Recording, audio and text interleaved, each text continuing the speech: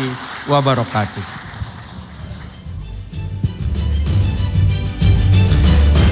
Terima kasih kepada Bapak Khairul Tanjung atas sambutannya. Dan Bapak Ibu para hadirin sekalian, langsung saja tanpa harus berlama-lama lagi seperti tadi kata Pak JT, kita akan simak leadership speech dari Perdana Menteri Malaysia yang amat berhormat Dato Seri Anwar Ibrahim. Beri tepuk tangan yang meriah, kami persilakan kepada Bapak Perdana Menteri.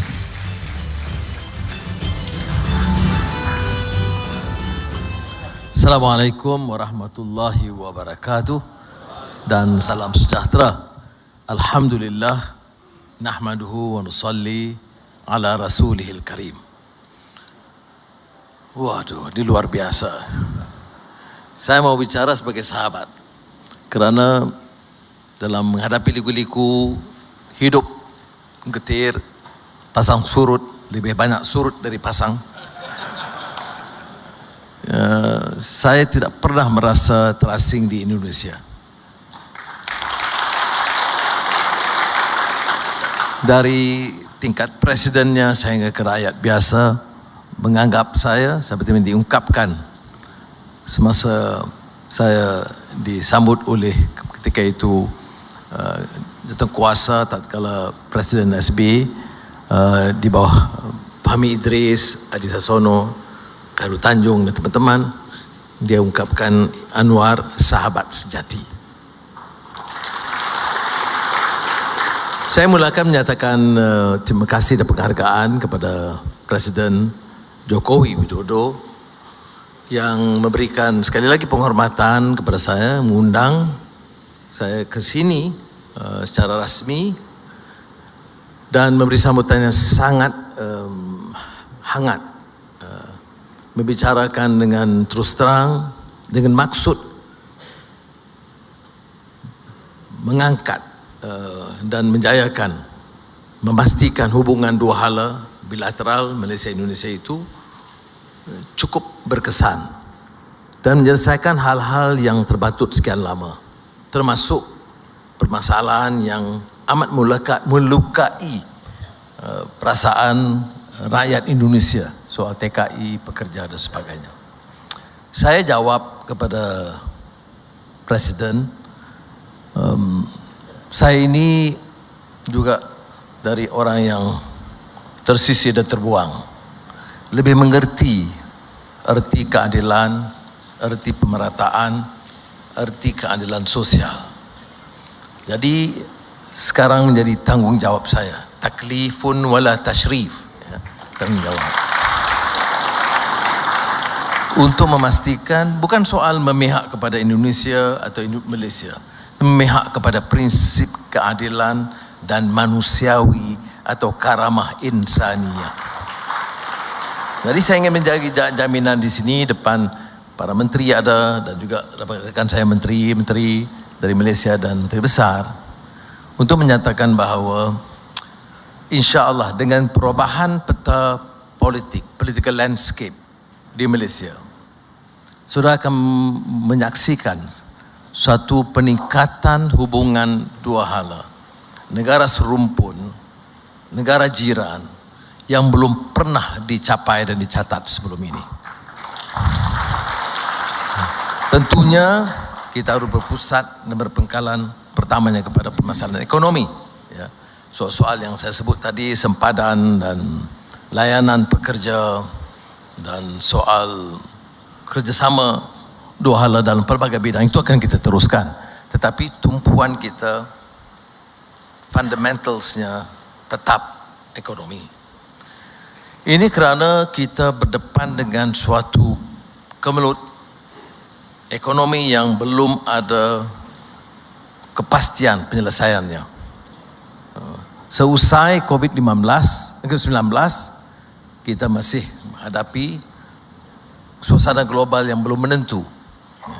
Tapi saya tidak mewakili pandangan yang pesimis dalam politik atau ekonomi. Oleh kerana saya tidak mengambil pendekatan yang pesimis dalam politik, itu sebab saya survive. Walaupun itu kalau tidak ada pengsan lama di penjara. Tapi dalam keadaan paling rumit di penjara, Azizah tahu, saya masih optimis.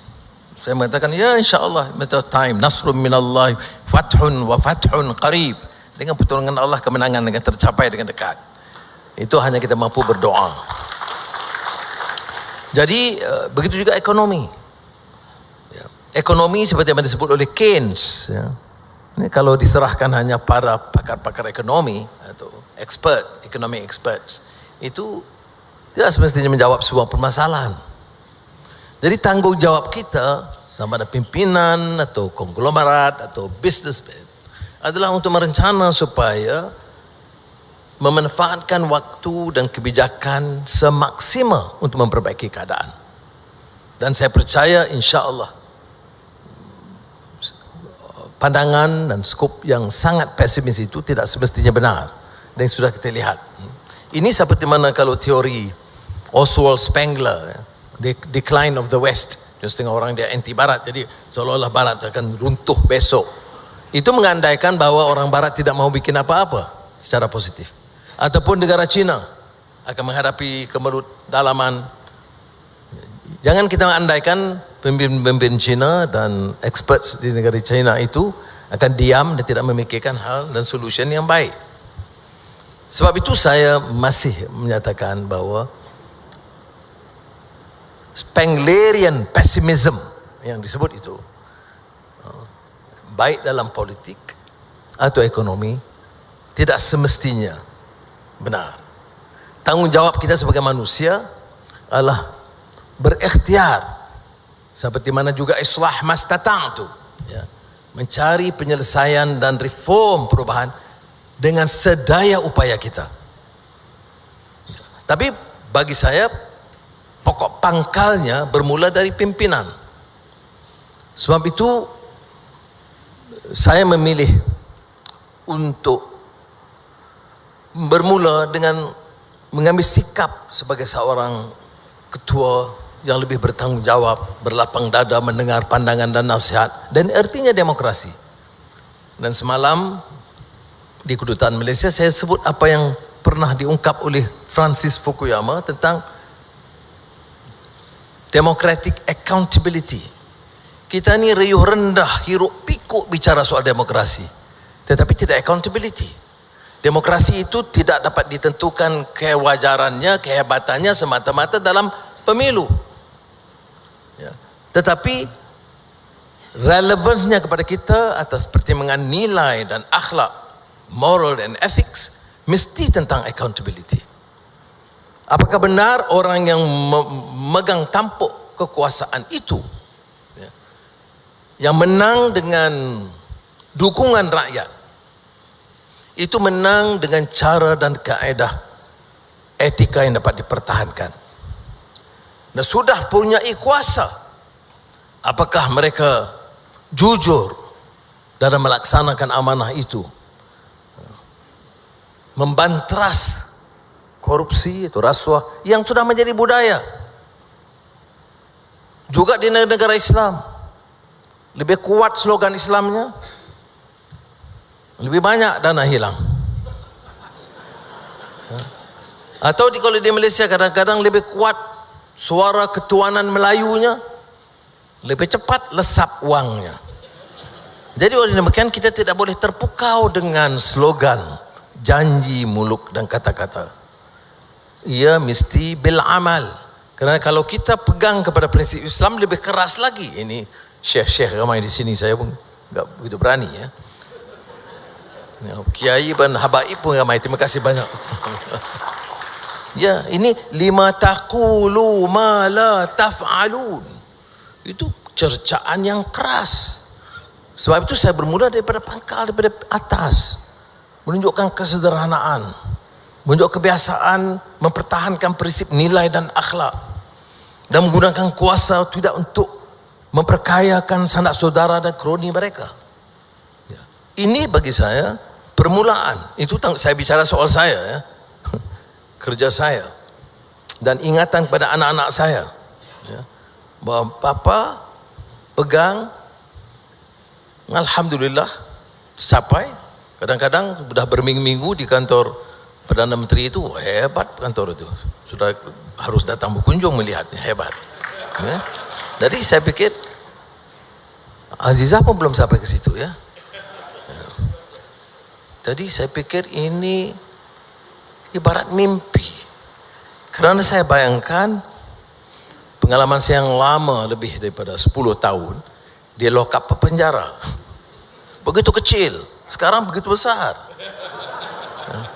Tetapi apakah itu harus mempengaruhi saya untuk menjadi takabur dan sombong? Apakah pengalaman disiksa dan derita sekian lama itu harus mengajar kita dan mengerti apa arti derita dan sengsara di kalangan majoriti rakyat kita? Saya ditanya tentang cerita derita saya. Saya bilang, derita Anwar itu betapapun tenat yang saya hadapi, masih relatif lebih baik dari derita majoriti rakyat Malaysia. Mereka tidak dipenjara benar. Mereka tidak dipenjara benar. Tetapi sekurang-kurangnya makan minum Azizah dan anak-anak masih terkawal. Pendidikan anak-anak masih baik. Tidak ada yang terhambat pendidikannya kerana masih ada rakan-rakan yang bantu. Perjalanan masih terkawal walaupun merasai tekanan. Tapi kalau majoriti rakyat kita tidak ada upaya untuk ke universiti, tidak ada upaya untuk makan cara yang agak selesa setiap hari. Jadi oleh demikian, sementara kita boleh bicara panjang, orang mohon saya menulis tentang pengalaman saya rasa malu kerana derita itu kecil ketimbang yang dirasai oleh majoriti rakyat. Maka ada hikmahnya dari semua ini, yaitu mendewasakan saya. Saya lebih mengerti apa arti bebas dan demokratik. Kerana saya tahu apa dia pengalaman hidup dalam kongkongan dan dalam sistem yang otokratik. Jadi ini yang saya fikir harus direnung oleh kita semua.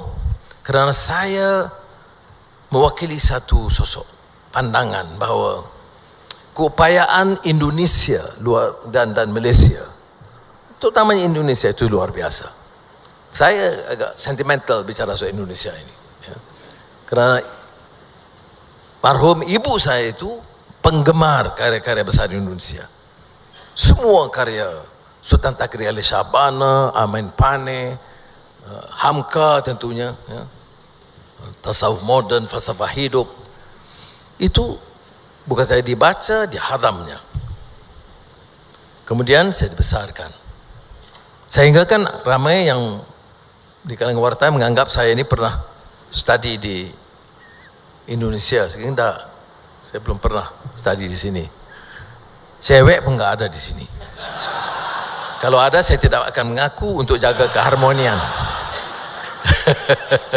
Untuk menjaga keharmonian. Kalau ada pun CP-CP-nya di Depo Negara 16 kantor HMI. Baik. Jadi saudara yang saya nak sampaikan di sini ialah, walaupun kita bila baca, saya ingat lagi Mokhtar Lubis yang hujat tentang budaya korupsi dan lemahnya sifat Indonesia, terutama kerana sistem penguasaan Orde Baru dulunya. Ataupun puisi Taufik Ismail, malu aku jadi rakyat Indonesia, lebih kurang begitu judulnya. Tapi itu satu aspek orang seni yang mencurahkan rasa gelisah hati nurani mereka. Tapi kenyataannya Indonesia telah melahirkan tokoh-tokoh besar yang tidak ada tolak tandingnya di rantau kita. Dari pelbagai itijahat atau trend, ya, sama ada nasionalisnya seperti Soekarno, ya, Hatta, atau yang faham Islamnya seperti Muhammad Natsir, atau kirinya seperti Sultan Syahrir, atau pemikir kemanusiaan manusia yang kuat seperti Sujat Moko yang menulis satu teks yang bagi saya sangat berharga dalam merangka belanjawan atau bajet bagi Malaysia. ya, dimensi manusiawi dalam pembangunan. Ya. Itu kalau sudah lihat berbanding dengan beberapa negara rantau kita, itu tokoh-tokoh besar dan hebat dalam generasi awal. Dan ini diteruskan dalam bidang perniagaan, konglomerat. Ada yang hebat termasuk Khairul Tanjung, dia kalangan pribumi yang suka ditandingi. Ya. Jadi Pak Jokowi tanya, forumnya di mana? Saya kata di kantornya Khairul Tanjung. Oh ya, baik. Tapi saya bagi alasannya ya. Alasannya karena tatkala saya kata terbuang, teman-teman kumpul dan Khairul atur program besar untuk menyambut teman-teman untuk bersama. Jadi semasa saya susah, dia sambut. Itu berbeda. Sekarang setelah jadi Perdana Menteri, ramai yang sambut. Jadi sebab itu saya ingat teman tatkala saya susah semasa termasuk Bu Anita. Jadi terima kasih. Baik, ini yang pertama saya bicarakan tentang leadership. Jadi dalam pidato saya untuk menyambut tahun Masihi minggu lalu di Masjid Putrajaya. Jadi kan kontradiksi itu. Sambut tahun Masihi di masjid. Tapi ini kita kan kepelbagaian kita dan toleransi kita. Ini tasamuhnya. Yang penting isinya. Dan antara yang saya tekankan ialah warkah Sayyidina Ali bin Abi Talib radhiyallahu an kepada Gubernur Mesir Malik Ashtar, karena soal tata kelola, soal akhlak, soal nilai, soal keangkuhan, itu semua dibicarakan, termasuk soal kemanusiaan. Bila ditanya tentang hubungan Muslim dengan Muslim dan Muslim dengan bukan Islam, itu di Malaysia lebih relevan ketimbang di Indonesia, kerana jumlah bukan Islam kita ramai. Maka jawab Sayyidina Ali itu, akhukum fid din, saudara kamu sesama agama itu saudara dalam Islam. Tetapi bagaimana hubungan manusia Muslim dengan yang bukan Islam? Dia akhukum, masih saudara kamu, fil insaniyah, sesama manusia. Jadi humanitarian ideals itu mesti terpahat sebagai salah satu tunggak keyakinan dan kehidupan beragama. Ya. Jadi oleh itu tidak semestinya menjadi. Yang menjadi kayu ukurnya ialah sama ada kita dapat pertahankan prinsip keadilan dan manusiawi. Walaqad karramna Bani Adam itu, karamah manusia, insaniah itu, atau tidak. Dan ukurannya itu bukan pada lafazan kata-kata, bukan pada ungkapan dan slogannya muluk, tetapi pada amalnya. Dan ini satu challenge yang besar. Siapa kata untuk menolak kebejahatan sosial dan korupsi itu mudah? Saya ada pengalaman. Ya. Itu yang menyebabkan saya kemudian terpelanting masuk penjara. Kemudian saya kuat lagi. Bedanya dulu saya wakil Perdana Menteri, sekarang saya Perdana Menteri.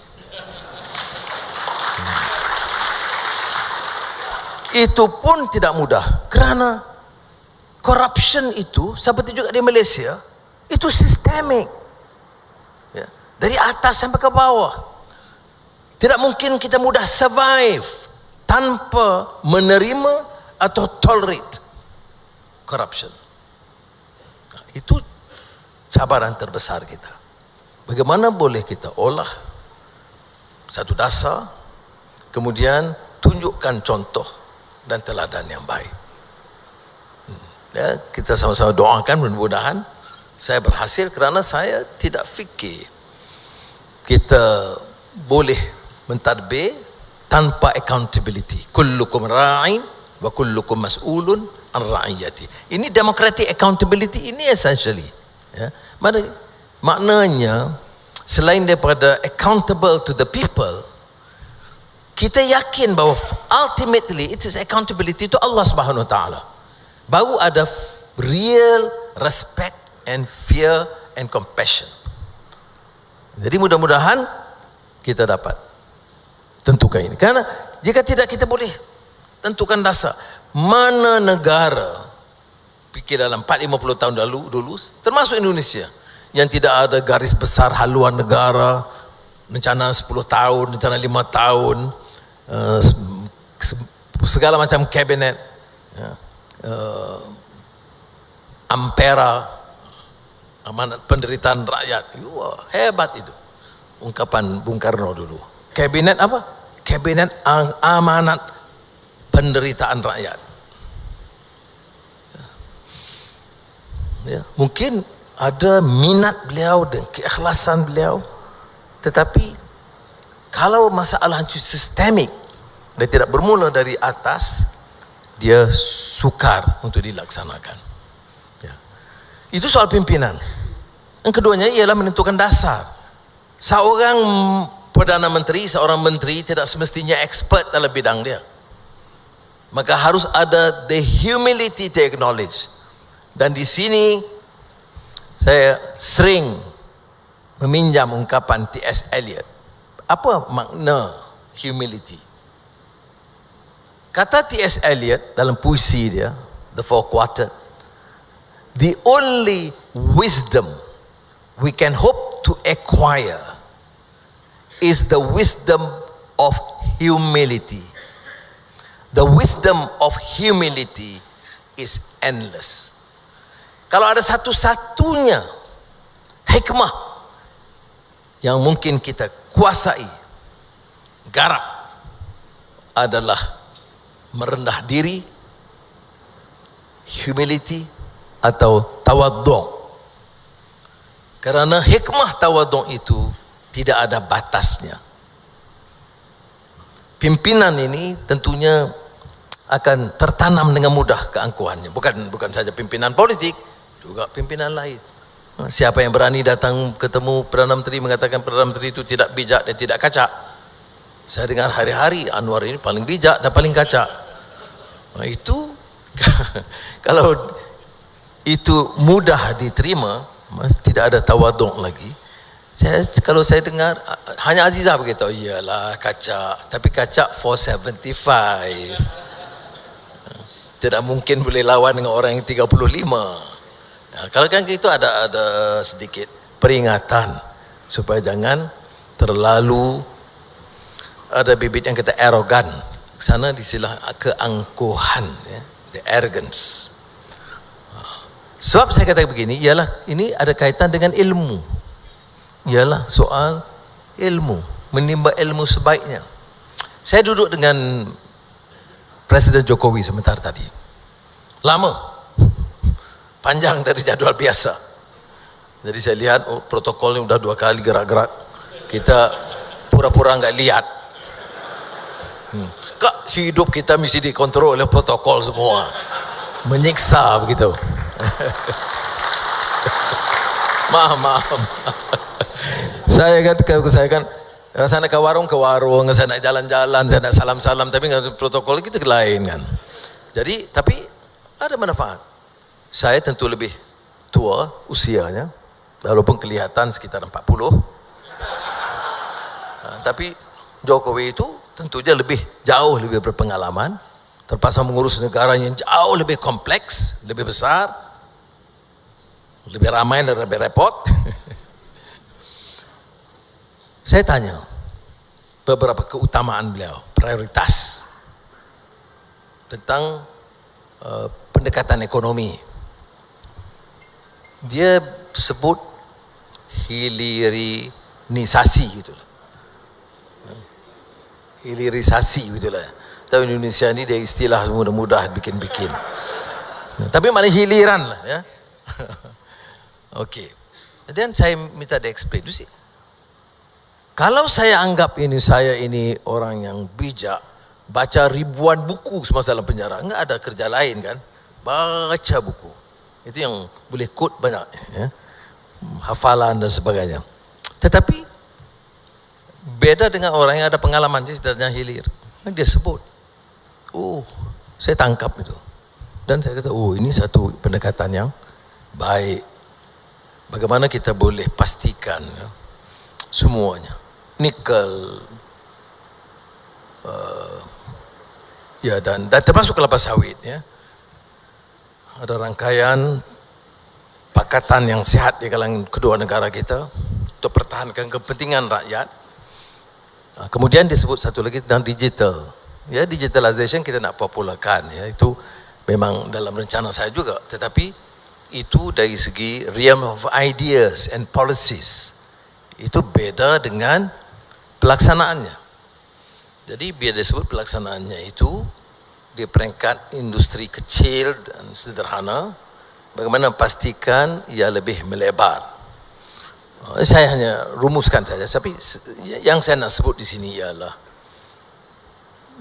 the crave for knowledge and understanding is limitless only if you have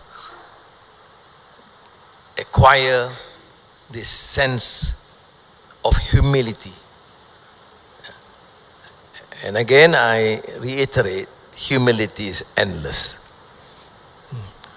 The challenge for leadership is to ensure that we continue to learn from our observation, from our experience, and from listening to the so-called experts and to the common man and woman. Ada yang kita tidak mampu dengar dari pakar-pakar, experts, ketimbang apa yang dirasakan di bawah. Saya tidak cenderung dengan angka dan statistik. Berapa angka kemiskinan?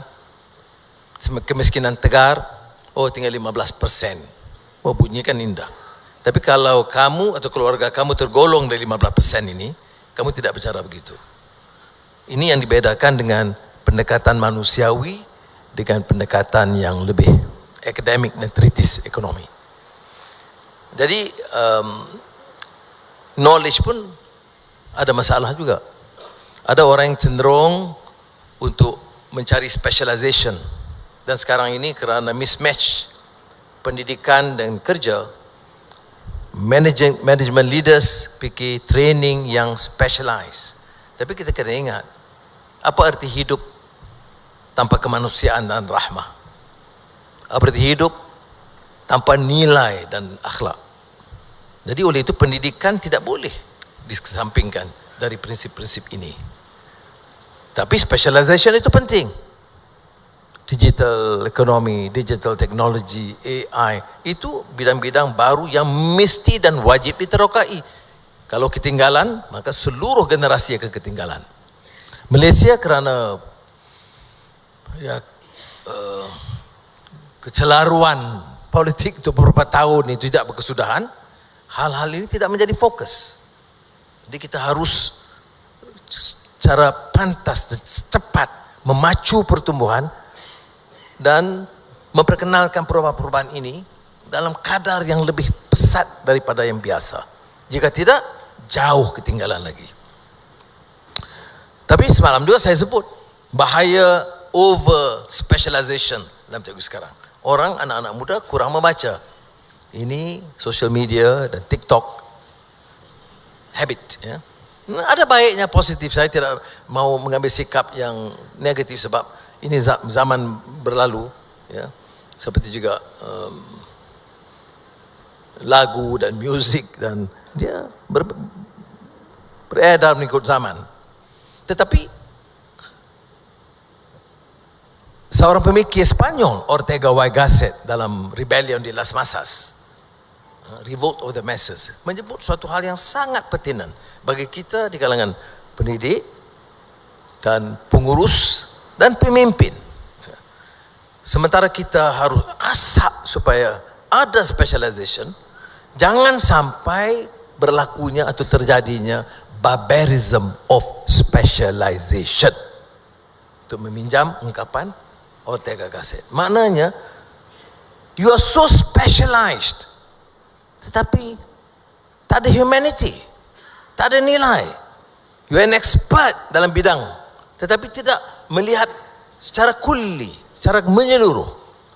Tidak menjadikan pendidikan itu seperti mana yang disebut dalam sabda Nabi Muhammad sallallahu alaihi wasallam, "Adabani Rabbi fa ahsana ta'dibi." Tidak mengangkat pendidikan, specialization, keterampilan itu sebagai adab. Maka oleh itu dalam merencanakan untuk di Malaysia, saya mengatakan kepada Menteri Pendidikan yang relatif lebih muda, wanita, untuk ingat bahawa the future Malaysia rests to a large extent on our capacity to be able to acquire knowledge, understanding, specialization. But it cannot be at the expense of humanity, compassion, and principles of justice. Ini theoretical treatise yang menarik, tetapi sukar untuk dilaksanakan dengan mudah. Dan knowledge juga mesti critical thinking. Saya bicara juga tentang dengan Presiden Jokowi tentang soal ekstremisme dan fanatisme dan unsur diperalat agama ke arah terorisme dan sebagainya, ya. Saya pendukung dakwah, ya. Saya tidak ambil sikap yang negatif, tetapi ada unsur-unsur ini yang mesti ditangani. Tapi dia terkait juga dengan isu critical thinking dalam pendidikan. Mana mungkin belajar Islam tanpa critical thinking? Mau terima hadis pun kita kena pastikan sahih atau daripada sanadnya ahad atau tidak. Mana di Islam itu dilatih awal untuk pastikan. Kalau site Quran pun kalau dipertikai tanya harus sebut, ya, ayat berapa dari surah apa, ya. Dan tidak umpamanya menerima sembrono apa sebarang kenyataan. Kalau ikut saya sebut tadi Sayyidina Ali, ada hak untuk bertanya betul dari warkahnya halaman berapa. Jadi kita dilatih untuk critically analyze, assess apa yang dimaksudkan dengan ilmu. Jadi ini juga satu cabaran bagi kita yang besar dalam merangka kasar pendidikan dan ilmu. Tanpa critical thinking itulah dia jadi umpamanya wala, patuh saja, dan semua orang boleh jadi experts, semua boleh jadi syekh, ya, dan kemudian tidak ada usaha untuk secara critically evaluate and assess. That is not the Islamic tradition. Islamic tradition itu tokoh-tokoh seperti Hujjatul Islam Imam Al-Ghazali sendiri, ya, dengan Ibn Rushd, tidak, ya, bila dia menyerang falsafah dan ada jawapannya, orang memilih setuju atau tidak, tapi maknanya ada tahafut al-falasifah, dijawab tahafut at-tahafut, incoherence of the philosophers. Tapi tradisi ini harus diterap di kalangan masyarakat. Jika tidak, ilmu agama itu sendiri pun menjadi sangat mendatar dan hambar. Dan akhirnya tentu saja ekonomi yang saya tak akan sentuh banyak kerana Khairul Tanjung ada di sini. Tetapi bagi saya dia terikat dengan atau terkait dengan apa yang saya sebutkan tentang justice. Saya tentu setuju dengan peranan modal, ya, yang dianggap agak kapitalisme. Tetapi saya juga tahu apa arti unbridled capitalism. Kelompok konglomerat yang menentukan semuanya. Tak bisa kita terima, ya. Dia mesti ada a firm commitment to the principles of justice. Dan ini peranan pimpinan. Kita ini trading nation, lebih Malaysia dari ketimbang Indonesia. It's a trading nation. Maknanya kita perlukan investasi, pelaburan domestik dan juga foreign direct investments. Dan dalam mengundang pelaburan itu, kadang-kadang syarat-syaratnya itu tidak semestinya kita senangi semuanya. Tapi ada proses yang terpaksa kita tolerate. Cuma ultimate objektif pimpinan itu harus memastikan ada prinsip keadilan sosial. Saya tidak boleh terima dasar ekonomi. Kalau di Malaysia, yang mencatat pertumbuhan yang disebut dulu menakjubkan, kalau di sini disebut mukjizat, saya tak berapa suka istilah mukjizat. Menakjubkan, yang miraculous. Tapi yang mengizinkan umpamanya kesenjangan yang terlalu lebar dan golongan yang terlalu miskin dan miskin tegar. Itu bukan ideal economic policy bagi kita. Jadi saya lontarkan adik-adik ini sekadar membantu saya, dan saya telah undang beberapa rakan-rakan di sini untuk, kerana mereka tanya senang Anwar jadi Perdana Menteri. Wah, senang sekali. Baik, kalau gitu datang 2-3 hari bagi nasihat kepada saya apa yang saya harus lakukan. Boleh. Jadi sekali lagi saya ucap jazakumullah khairan kathiran. Terima kasih, tidak terhingga. Sentimental sikit, betul. Saya, Azizah tahu, saya sentimental betul Indonesia. Jadi kadang-kadang bila saya datang seringkali di Indonesia pun, dia pun dah mulai ragu. Kerana nampaknya tu sentimental tentang Indonesia ini.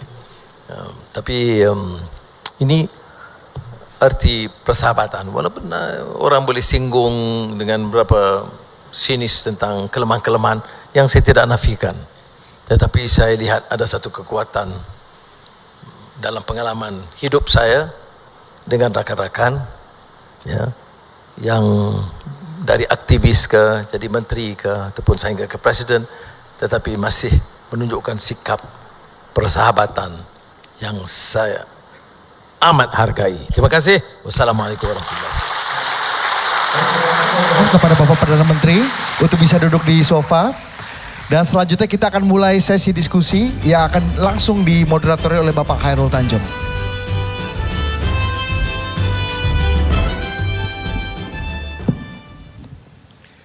Terima kasih Datuk ya atas pencerahan yang luar biasa.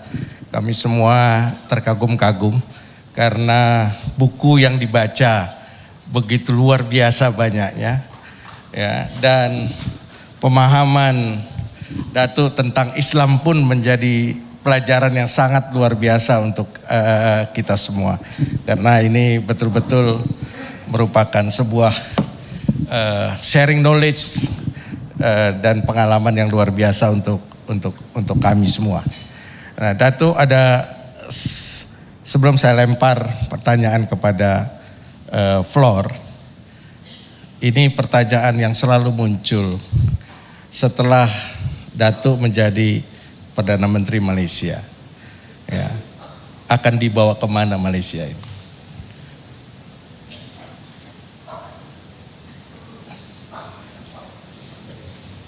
Silakan Datuk. Soalan sangat singkat tapi amat membebankan.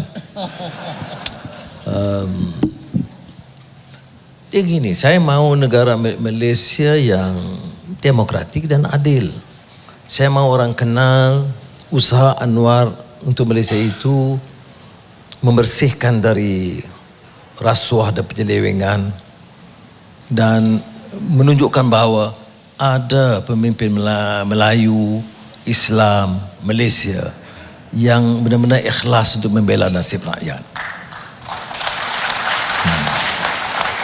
Itu jalur hukum, demokrasi, dasar ekonomi betul. Tapi akhirnya orang tanya dia, at least this man tried his best to save the country from the scourge of corruption, abuse of power. He may succeed to an extent, he may not succeed totally. I'm sure I will not.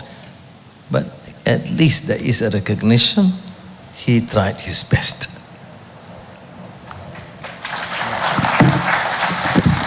Luar biasa, dijawabnya singkat tapi maknanya dalam luar biasa. Nah, yang kedua Datuk, ini selalu hubungan antara Indonesia Malaysia. ini kan kita tetangga dekat, serantau, serumpun, tapi selalu saja ada masalah-masalah. Ya, saya tahu masalah yang selalu muncul di kedutaan besar kita itu adalah masalah tenaga kerja. Lalu masalah kedua itu masalah, kita tahu seringkali perbatasan pun menjadi isu. Ya, dan masalah-masalah lain yang kadang-kadang seringkali mengganggu. Karena saya ingat sekali waktu saya masih di pemerintahan pun seringkali menjadi jembatan untuk mengatasi permasalahan itu. Nah, di era kepemimpinan Dato sebagai Prime Minister, ini apa yang kira-kira akan dilakukan untuk membuat, karena Dato adalah sahabat Indonesia, ya tentu lebih mudah untuk membuat permasalahan hubungan Indonesia-Malaysia ini menjadi lebih rukun lagi, lebih saling membantu lagi, dan lebih saling menguntungkan lagi.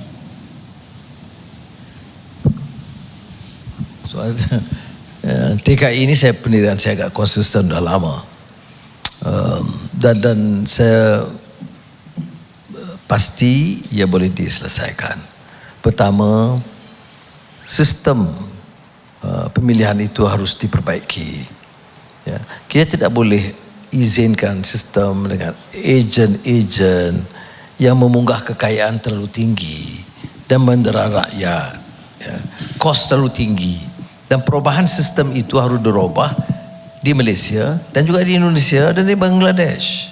Ya, ini seolah-olah modern slavery. Carilah perniagaan lain nak untung, tapi janganlah berniaga manusia. Jadi sebab itu solution ini dikemukakan dalam perbincangan kita tahun-tahun lalu sekalipun, ya, yang diulang oleh Presiden Jokowi ialah digitalization. Apa yang rumitnya? Apa yang perlu bayar kepada companies, agents terlalu tinggi, ya.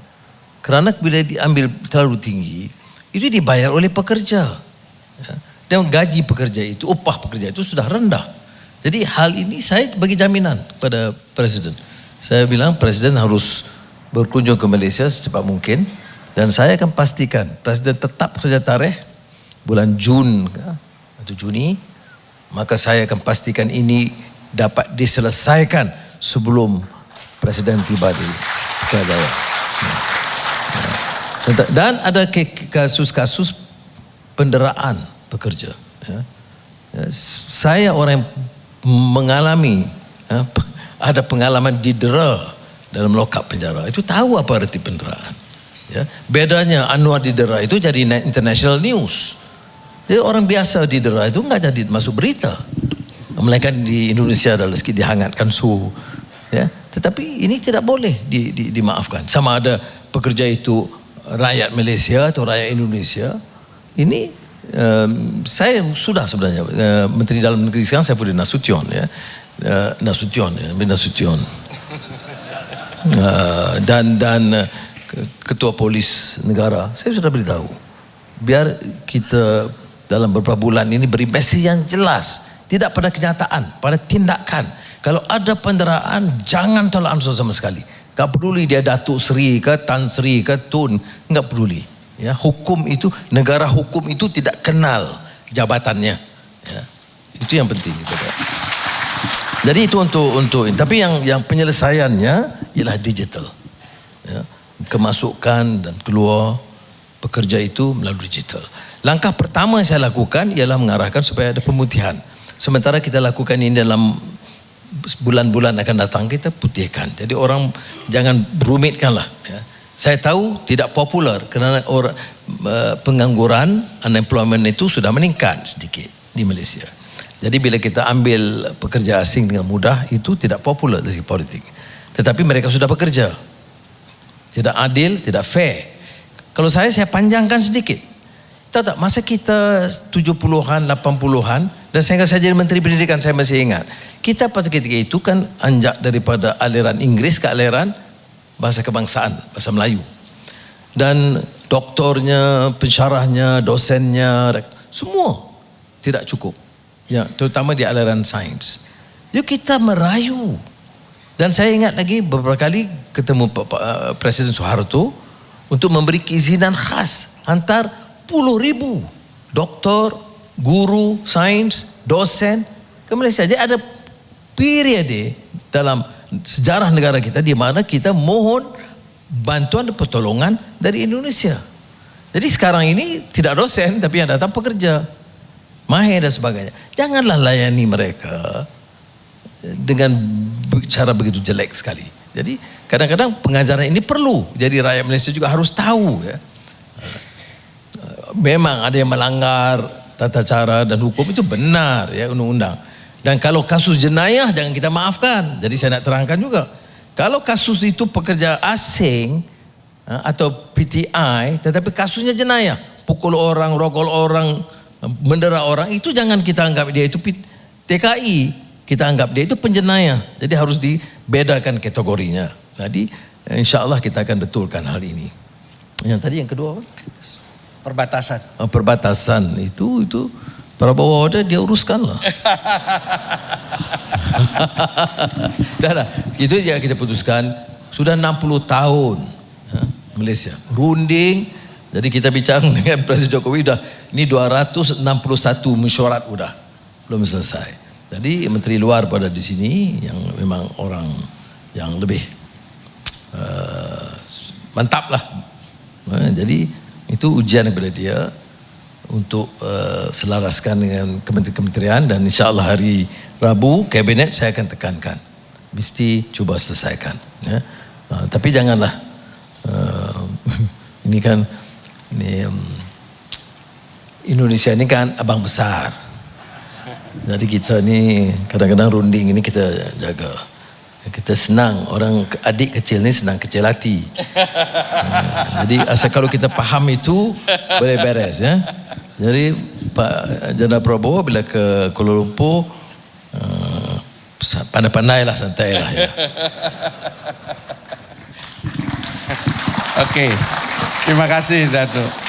Sekarang saya ingin membuka kesempatan untuk floor untuk bertanya. Saya persilahkan Pak Hendro Priyono dulu, silakan.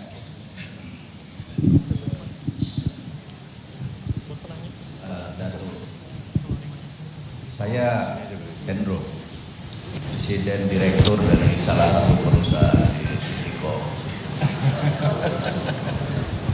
Saya ingin bertanya, pada saat ini kita lihat importer terbesar di dunia ini China. Untuk itu petrodolar nampaknya sudah semakin surut dan petro yuan mulai mengemuka. Pertanyaan saya, apakah ada konsep dari Bapak Prime Minister untuk menyatukan mata uang Malaysia dan Indonesia untuk berjaga-jaga? Karena sampai sekarang kita berdua sangat tergantung pada dolar Amerika. Kalau ini begitu shaky, mungkin mata uang kita berdua akan sama-sama melemah. Dengan penyatuan mata uang kita sebagai sikap berjaga-jaga, kami juga mengharapkan supaya impor dari kedua negara itu bebas bea masuk. Mungkin kita akan bersatu, itu kita akan lebih teguh. Terima kasih. Terima kasih Pak Hendro. Terima kasih Pak Hendro. Common currency dia memang jauh lah sikit ya. Kalau EU pada masa terlalu panjang, 7 euro, tapi saya tidak fikir ke arah itu. Tapi yang kritikalnya apa? Ya kerjasama yang benar-benar erat, a common concerted effort, satu strategi bersama. Umpamanya kelapa sawit, Indonesia sekitar 68% pengeluarannya. Yang kedua Malaysia. Ya, kalau kita ada kesepakatan itu OPEC dalam kelapa sawit. Cuma sudah diwujudkan sejak 2015 tapi tidak berkembang karena masing-masing lembab sedikit dalam tindakannya. Kemudian tentang carbon credit, renewable energy, itu Indonesia kuat dan Malaysia masih ada. Jadi kalau kita gabung tenaganya, kita boleh berdepan. ASEAN ini sekarang agak sedikit muram ya. Tapi giliran Indonesia mempengurusikan, ya, mengetuai chairman ASEAN. Jadi saya berikan jaminan, saya kata untuk Malaysia kita akan berikan seluruh dukungan supaya kepimpinan Indonesia, giliran Indonesia tahun ini akan cukup berkesan, dan apa yang perlu kita lakukan, kita akan lakukan bersama. Itu maksimum yang kita bikin. Ya. Hal-hal ini untuk negara China, saya setuju. Dia tak boleh umpamanya kita bergantung hanya kepada dolar. Dia mesti basket of currencies. Ada periode late 90s yen meningkat. Ya. Nah, sekarang yuan meningkat. Jadi kita mau terus melepaskan dolar, itu pun risiko juga. Ini saya bukan ada expertise dalam bidang ini, ya. Ini urusan Tuku Samsul, ya. Orang banker ni, banker ni dikira wang saja. Mereka tahu. Tetapi bagi saya, kita harus mengambil kira pandangan mereka dan sejauh mana dalam basket of currency ini untuk kita gunakan yuan, yen, dolar umpamanya, ya. Dan atau euro. Ini yang disebut basket of currency dan tidak totally dependent on the dollar. Ya. Ekonomi Amerika tidak segar, bugar seperti dulu. Itu satu kenyataan, realitasnya. Ya. China berkembang, walaupun ada beberapa tantangan yang harus hadapi. Kita, terutama macam Malaysia sebagai negara kecil, harus pastikan hubungan kita pertama bersama Indonesia atau ASEAN itu kompak betul kuat. Tetapi hubungan kita dengan Barat dan China harus baik as a trading nation. Oke, terima kasih. Oke, saya minta yang Bapak yang ya silakan.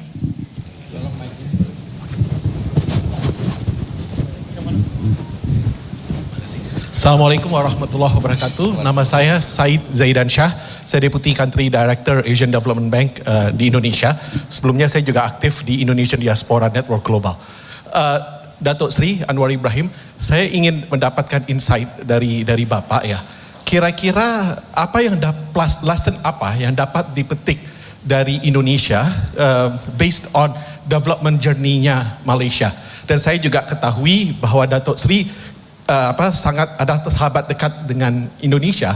Oleh karena itu saya juga ingin bertanya, apa pelajaran yang Malaysia bisa petik dari perjalanan kebangsaan Indonesia? Jadi lessons that we can learn from each other.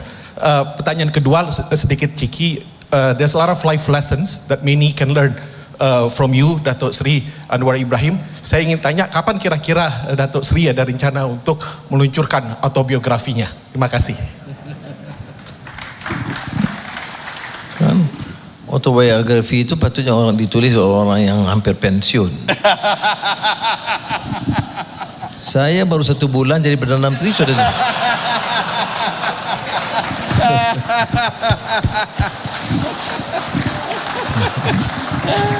Saya ada menulis tentang rencana saya yang bukan political, my vision and ideas untuk Malaysia. Catatan saya bikin di penjara, kemudian saya perbaiki. Itu namanya skrip dan dalam bahasa Melayu Madani, ya. Tentang apa maksud kemampanan atau sustainability, apa maksud caring and compassion. Apakah negara itu berkembang semata-mata dari sudut kekuatan ekonomi tanpa rahmah? Itu hal-hal yang bagaimana kita pulihkan trust, karena dalam sistem politik dunia sekarang ada trust deficit. Orang sudah mulai sinis dan curiga tentang politik dan politicians. Ini bukan semestinya baru. Saya fikir tahun 70-an lagi Herman Kahn menulis tentang politics and politicians as uncharismatic, low moral profession. Jadi kritikan itu ada. Bagi kita tidak fair untuk di generalize, tidak semua. Tapi satu peringatan yang baik bahawa dalam dunia politik sekarang orang mulai mencemuh kerana keruntuhan nilai, kedangkalan ilmu dan kegairahan untuk memunggah kekayaan, tidak berkhidmat dengan ikhlas. Jadi kalau Tanya pengalaman dari Indonesia, kalau ekonomi ya saya sebut tadi 1-2 isu yang saya belajar. Indonesia pun ada keupayaan untuk melakukan beberapa anjakan ya, tengok. Dasar umpamanya zaman Soekarno, masa Soeharto tentang pembangunan, kemudian adjustment tentang ya soal justice dan kemiskinan. Itu hal-hal yang anjakan itu harus berlaku. Tidak semestinya saya dalam melihat setuju semua ya, seperti mana perkembangan di negara Cina. Kita tidak boleh meremehkan ya, karena Cina ini kepintarannya ialah dia boleh lakukan anjakan, umpamanya dari Mao Zedong ke Deng Xiaoping, itu anjakannya besar, radical change dari economic policies. Dari Deng Xiaoping kepada apa yang Menteri Keuangan dia tu ya, yang lebih balance tentang masalah perumahan rakyat, kemiskinan. Jadi dia cuba balance. Jadi maknanya kekuatan dasar ekonomi itu tidak dogmatik ya, dia tidak doktrine, dia harus melakukan anjakan mengikut keperluan semasa. But the core values, kalau saya tidak boleh berganjak, tetapi adjustments itu mesti mengikut kenyataan. Ini yang dilakukan. Kalau saya belajar dari segi itu, dari ya kalau pelajaran pengalaman saya itu kecil lah, saya bukan nak cuma sudah cerita pasal Anwar, jadi banyak yang boleh ditimba. Di Indonesia sendiri umpamanya, saya sebut tadi beberapa tokoh-tokoh besar itu, walaupun saya sebut pada namanya, tapi ada hal yang dipelajari. Apa yang menyebabkan saya tertarik dengan pandangan Wapres Bung Hatta umpamanya, itu kerana dia dapat melihat keperluan merakyatkan ekonomi lebih daripada yang lain ya. Bahawa bagi dia itu perencanaan ekonomi itu harus dilihat, dinilai, assessmentnya dari segi merakyatkan ekonomi. Dan dia lihat itu pada masa itu salah satu penyelesaiannya itu melalui koperasi. Itu mungkin spesifik, tapi yang maksud yang menarik perhatian saya tentang Hatta itu ialah bahawa dia itu secara konsisten menekan keperluan mengangkat harakat martabat rakyat bawahan dari sudut ekonomi. Itu hal-hal yang saya mampu pelajari dari mereka. Dan tentu yang lain. Terima kasih. Oke. Yang berikut mungkin yang senior dulu ini. Pak Oso ada? Tadi? Iya, Pak Oso. Habis Pak Oso kita minta ke Pak Hidayat Nur Wahid ya. Mungkin karena waktu yang terbatas juga, jadi kita batasi untuk ini. Silakan. Saya Usman Sabta, Ketua Gebu Minang, yang mana di kampung yang mulia banyak sekali orang Minang yang memilih yang mulia. Saya kembali ke yang pertama tadi yang dibicarakan soal tenaga kerja. Karena apa? Karena ini adalah tugas organisasi kami yang memimpin BP2MI. Yang mulia, yang menjadikan sekali tenaga kerja yang akan berangkat ke Malaysia itu harus visanya dikeluarkan di Malaysia. Ini sangat tidak lazim. Kenapa? Seluruh dunia yang telah berhubungan dengan kami itu tidak ada satupun visa dikeluarkan dari negara tersebut. Harus dikeluarkan oleh kedutaan Malaysia atau kedutaan luar negeri di Indonesia. Kenapa demikian? Maka banyak illegal yang di sana yang tidak bisa mengurus akibat daripada visanya harus dikeluarkan setelah tenaga kerja tiba di Malaysia. Itu saja yang mulia, saya mau jawabannya. Terima kasih. Ini dulu ya. Ini dengan digital itu selesai. Dengan digitalization itu kita selesaikan. Itu yang saya runding tadi dengan Pak Presiden. Kalau gunakan digital, jadi soal proses visa tradisional itu terpakai. Tapi jangan lupa Pak Sabta, itu dulu undang saya ke Bali. Itu tengok, Pak lupa, saya tak lupa. Cuma sebagai Perdana Menteri nggak bisa saya. Oke, Pak Hidayatul Wahid silakan. Terima kasih yang mulia Bapak Dr. Datuk Seri Anwar Ibrahim. Assalamualaikum warahmatullahi wabarakatuh. Melanjutkan yang disampaikan oleh rekan-rekan semula, dan saya tentu menjadi bagian dari yang sangat mendukung dan apresiasi atas dukungan yang mulia atas kepemimpinan Indonesia terhadap ASEAN pada tahun ini, dan mudah-mudahan itu adalah salah satu pintu besar dari apa yang dahulu yang mulia pernah sampaikan tentang pentingnya renaissance daripada kawasan ASEAN. Saya berharap itu juga menjadi bagian dari yang diprogramkan oleh yang mulia. Berikutnya yang mulia, tentu saja yang mulia sangat terhormat dan sangat dikenal di kalangan negara-negara OKI. Dan karena memang Indonesia dan OKI juga adalah dua negara pendiri daripada OKI itu sendiri.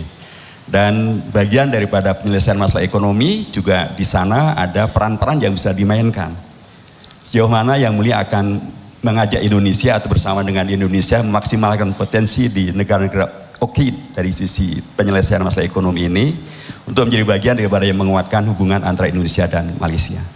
Dan yang terakhir yang mulia, tentu saja bagian daripada fakta tentang OKI adalah OKI ini dahulu didirikan untuk membantu perjuangan bangsa Palestina, dan Indonesia jelas bersama dengan bangsa Palestina.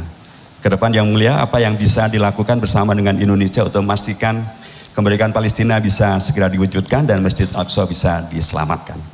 Yang terakhir yang mulia, saya mendapatkan aspirasi dari banyak teman-teman saya dari pesantren. Mereka menyampaikan ketika dahulu yang mulia menjadi timbalan Perdana Menteri, menjadi Menteri Keuangan dan seterusnya, Islam internasional antar bangsa itu begitu luar biasa terkenal, dan banyak pelajar Indonesia mendapatkan beasiswa ke sana. Mereka mengusulkan alangkah sangat baiknya bila banyak beasiswa diberikan kepada pelajar-pelajar Indonesia kembali. Terima kasih. Assalamualaikum warahmatullahi wabarakatuh. Terima kasih Pak Hidayatul Wahid. Yang pertama soal Renaissance sebenarnya ya, sebab bila saya tulis mengenai Renaissance Asia, itu maksudnya itu pemerkasaan ekonomi, pemerkasaan budaya. Ya. Banyak orang melihat Renaissance itu economic base. Ekonomi masih fundamental, tetapi kita kan manusia, maknanya islah itu mestilah, dan renaissance itu mesti pertamanya pemerkasaan ekonomi, tapi pemerkasaan budaya. Ya. Dan kita ni agak tempang sedikit ya. Bila angkat sikit ekonomi dan teknologi, budaya itu dikesampingkan. Sebab itu bagi saya, dan budaya ini dalam arti kata yang lebih luas, soal nilai, soal akhlak, soal kecintaan terhadap ilmu, lazzatul ma'rifah gitu ya. Jadi ini harus kita tonjolkan. Itu kalau masuk Renaissance Asia. Kemudian soal kerjasama negara Islam, wah sekarang ini Indonesia pun agak dekat ya, dengan beberapa negara, umpamanya United Arab Emirates dan beberapa negara lain ya. Dan boleh kita kuatkan kerjasama itu, kerana negara Arab sekarang ini dia dalam fasa yang ribut sikit lah ya, belum menentu, dan baru nampak bergerak sedikit untuk ke arah persefahaman dan kesatuan. Sebelum itu pecah parah. Soal Palestina saya sangat tegas hal itu ya. Ini soal kezaliman yang keras, totok yang dilakukan terhadap rakyat Palestin oleh rejim Israel. Dan saya ungkapkan, kadang-kadang di Malaysia, kadang-kadang kita bukan Islam, kadang-kadang dia tak faham dengan ini soal Islam. Tidak, ini soal justice. Kata Edward Said, pemikir ulung Palestina, Kristian ya, Arab, dia sebut Palestine ini ialah politics of dispossession, politik di mana hak mutlak rakyat, kebebasan dia, maruah dia, tanah dia, rumah dia itu dirampas. Jadi ini bukan hanya soal Islam tapi juga soal kemanusiaan. Jadi tanggungjawab kita, apatah lagi orang Islam, untuk mengungkap permasalahan ini dan dengan lebih tegas menyuarakan. InsyaAllah saya akan teruskan. Saya sempat bicara dengan tiga-tiganya, Muhammad Abbas, Malhania, telefon untuk dan menyatakan simpati dan dukungan Malaysia yang terus makan lebih tegas. Beasiswa. Soal beasiswa, ya Malaysia sekarang ini tidak sama seperti 90-an dulu ya.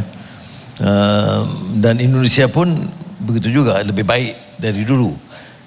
InsyaAllah, tapi saya percaya ini dapat saya berikan sedikit perhatian yang lebih. Saya dulu di Universiti Islam Antarabangsa itu, kita dari Albania, dari Bosnia, dari Indonesia, dari Patani, dari Moro ya. Kita bantu yang mana yang negara yang agak tertekan atau miskin, itu kita bantu dengan banyak.